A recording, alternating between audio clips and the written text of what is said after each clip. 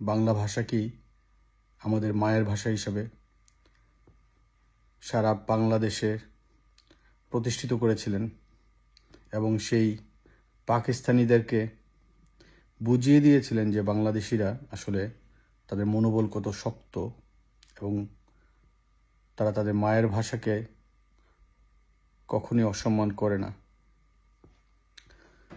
তো আজকে আসলে কথা বলার অনেকগুলো প্রসঙ্গ আছে, আর আমি যেহেতু রেগুলার এখন অনেকগুলো reels, shorts and Instagram, Facebook page এবং ফেসবুক অ্যাকাউন্ট, ইউটিউবে আমি আমার ভিডিও আপলোড করছি,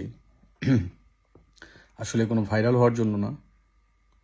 ব্যক্তিগতভাবে আমি মনে করি একজন সচেতন ব্যক্তি হিসাবে আমার যে ভাবনাগুলো, আমার যে কথাগুলো, আমি আমার জন্য এগুলো রেকর্ড করা দরকার। কারণ আসলে এখন আস্তে আস্তে আমাদের তো একটা বয়স হচ্ছে, বয়সের কারণে অনেক সময় অনেক কিছু হয়তো ভুলে যেতেই পারি। আর আর্লি স্টেজ অফ ডিমেনশিয়া যেটাকে বলে, পক্ষাঘাতগ্রস্ত রোগ যেটাকে বলে, সেটা অলরেডি স্টার্ট হয়ে গেছে, যার কারণে অনেক মানুষের নাম ভুলে যায়। অনেক পরিচিত মানুষ, একদম কাছের মানুষ, ফ্যামিলি মেম্বার